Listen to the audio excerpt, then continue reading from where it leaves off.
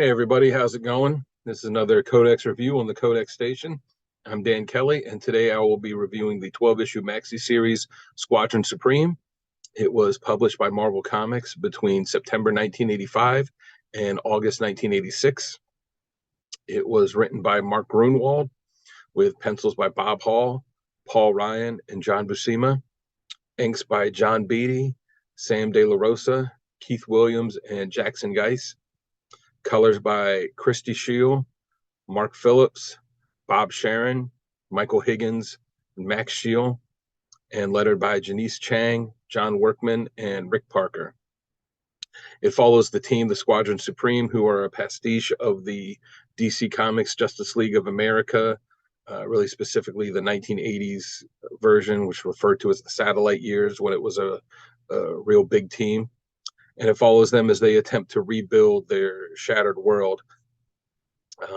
It picks up the story after they were mind controlled by an alien who wanted to take over the world and use them as kind of government enforcers for the US to take over the rest of the world.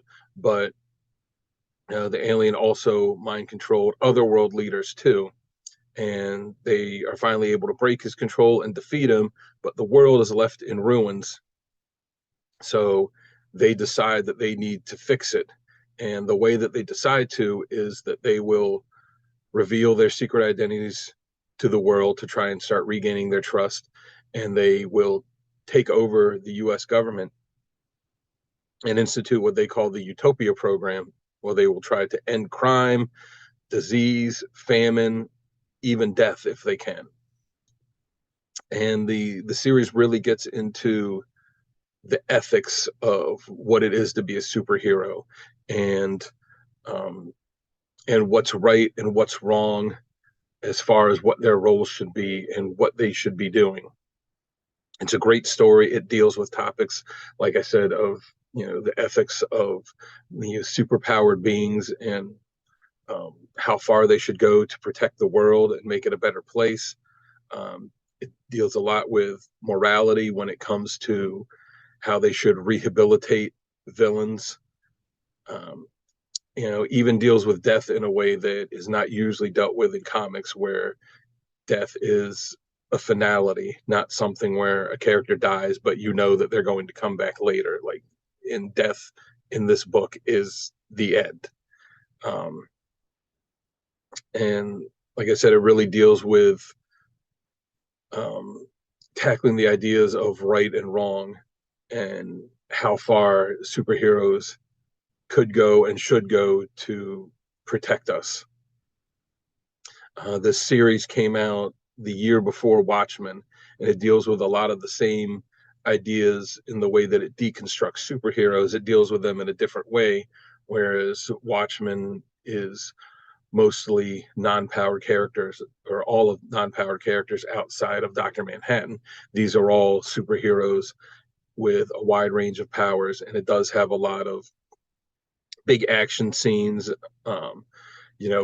bright costumes and that, but it still deals with serious topic matters.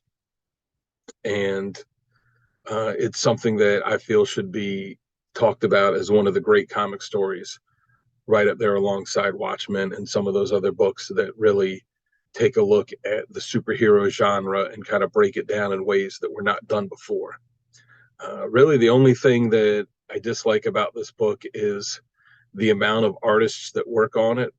Bob Hall, Paul Ryan, John Buscema, while they're all good, it does take away a little bit that there is no consistency in it. Bob Hall pencils the majority of the beginning of the book, and then Paul Ryan comes in, and then John Buscema does an issue, and then it goes back to the other guys, and it just takes away a little from it, where it's not that one consistent artist throughout the entire story. But other than that, it's a fantastic read. It's one of those must reads if you're interested in the superhero genre, one of the great reads out there for you. I would rate it a 9.5 out of 10. Something that if you haven't read it, you should absolutely pick it up. So again, I've been Dan Kelly. You can find me on Instagram at Dan Kelly Art. search hashtag Dan Kelly Art, and that's Kelly with an EY. I post my art up on there weekly. And this has been another CodeX review for the CodeX station. Make sure to hit like, share, and subscribe, and follow us on all the social media platforms. And until next time, I'll catch you by the spinner rack.